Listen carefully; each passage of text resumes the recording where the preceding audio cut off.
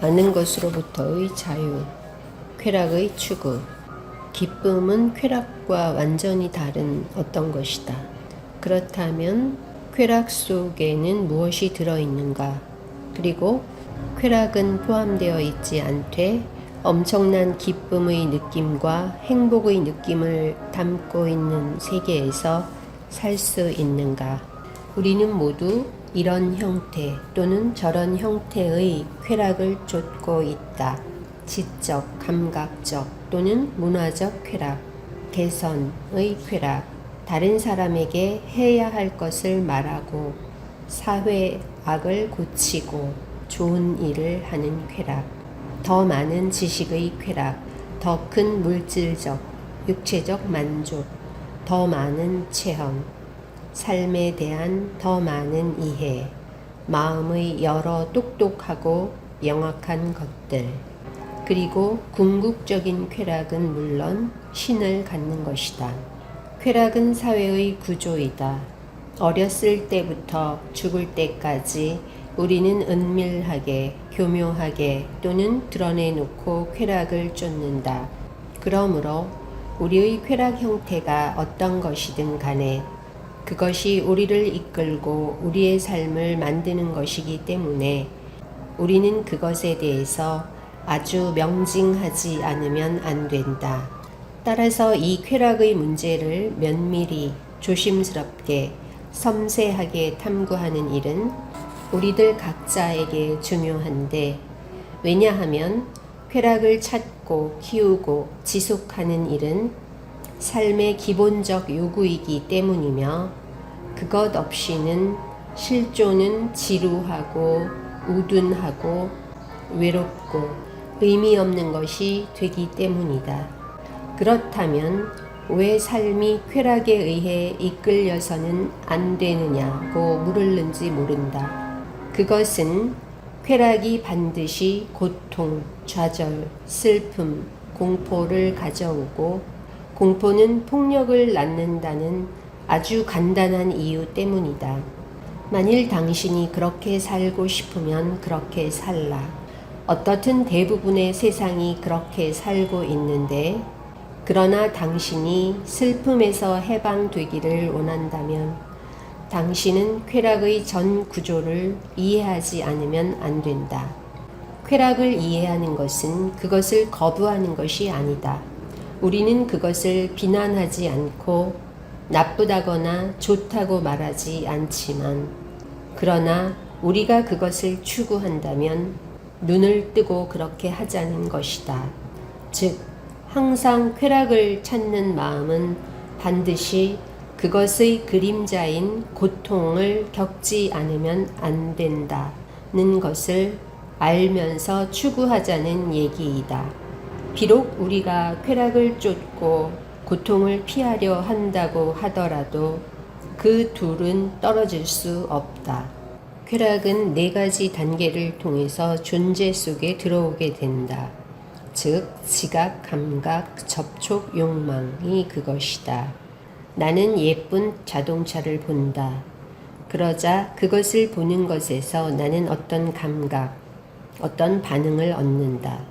그래서 나는 또 그것을 만지거나 만진다고 상상하며 그리하여 그것을 갖고 싶고 그걸 타고 뻐기고 싶은 욕망이 생긴다. 또 나는 예쁜 구름, 하늘 높이 맑게 솟은 산, 봄에 방금 눈뜬 잎, 아름다움과 웅장한 빛으로 가득 차 있는 깊은 계곡, 장엄한 황혼 또는 아름다운 얼굴, 총명하고 생기 있으며 스스로를 의식하지 않는, 그래서 더 이상 아름답지 않은 얼굴을 본다.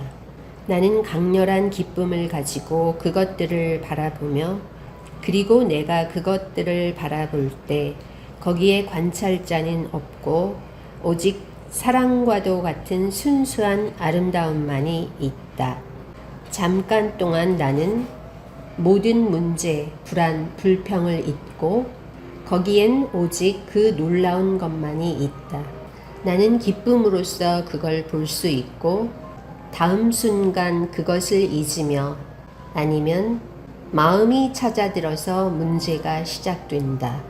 내 마음은 본 것에 대해 거듭 생각하고 그것이 얼마나 아름다웠던가를 생각한다. 그리고 그걸 자꾸 보아야겠다고 혼자 생각한다. 생각은 비교하고 판단하기 시작하며 내일 그걸 다시 가져야겠다 라고 말한다. 잠깐 동안 기쁨을 주었던 체험의 연속은 생각에 의해 계속된다.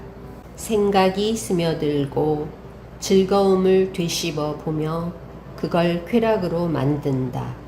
생각은 그 체험을 되풀이하고자 하며 그래서 되풀이하면 할수록 더욱더 그건 기계적이 된다. 그것에 관해 생각하면 할수록 생각은 쾌락을 부추긴다. 그러므로 생각은 욕망을 통해서 쾌락을 만들어내고 유지하며 따라서 어떤 아름다운 것에 대한 자연스런 반응은 생각에 의해 뒤틀린다. 생각은 그것을 기억으로 만들며 그것을 되풀이 생각함으로써 또 기억은 키워진다. 기억에 의해 불구가 되지 않은 마음은 참 자유를 갖는다. 당신이 어떤 것에 대해서 전적으로 온 마음을 다해 반응할 때 거기엔 기억이 별로 없다는 걸 눈여겨본 적이 있는가?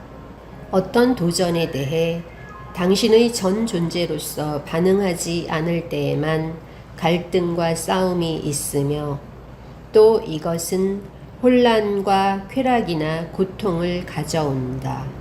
그리고 그 싸움은 기억을 부풀린다.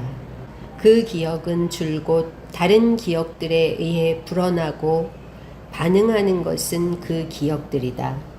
기억의 결과는 무엇이든 낡은 것이고 따라서 자유롭지 못하다. 생각의 자유 같은 것은 없다. 그것은 순전히 넌센스이다. 생각은 결코 새롭지 않은데 왜냐하면 생각은 기억, 체험, 지식의 반응이기 때문이다.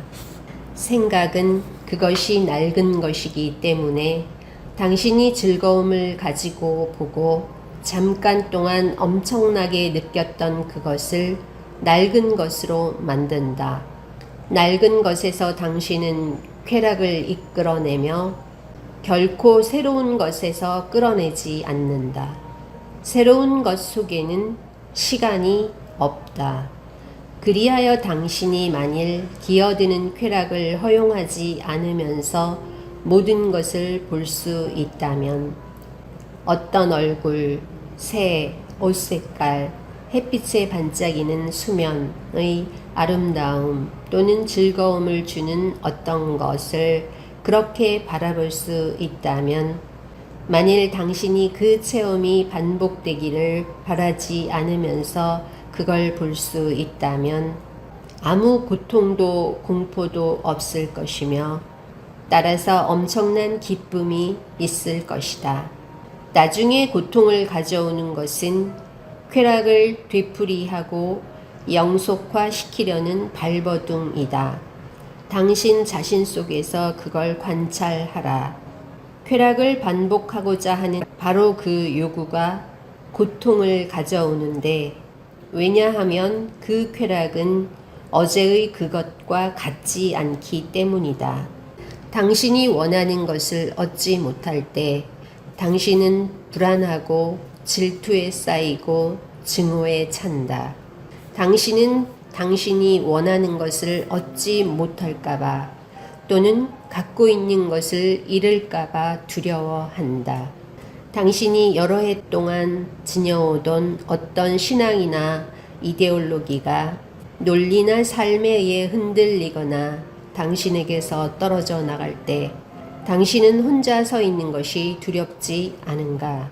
그 신념은 여러 해 동안 당신에게 만족과 쾌락을 주었고 그것이 당신에게서 떨어져 나갔을 때 당신은 궁지에 빠지고 공허한 채로 남겨지며 그리고 그 공포는 당신이 다른 형태의 쾌락과 신념을 찾을 때까지 남아있다. 당신이 쾌락을 추구하면 반드시 고통이 따른다는 사실을 안다면 당신이 원할 경우 그런 식으로 살기는 하되 그리로 미끄러져 빠져들지는 말라. 만일 당신이 쾌락이 끝나기를 바란다면 비록 이것은 고통의 끝장이기도 하지만 당신은 쾌락의 전 구조에 대해 완전히 주의 깊지 않으면 안 된다. 그러면 당신은 삶 속에 엄청난 기쁨을 갖게 될 것이다. 당신은 기쁨에 관해 생각할 수 없다. 기쁨은 즉각적인 것이며 그리고 그걸 생각함으로써 당신은 그걸 쾌락이 되게 한다. 현재에 산다는 것은 아름다움의 즉각적 지각이며 그것에서 쾌락을 찾는 일 없이 그 속에 있는 것이 커다란 기쁨이다.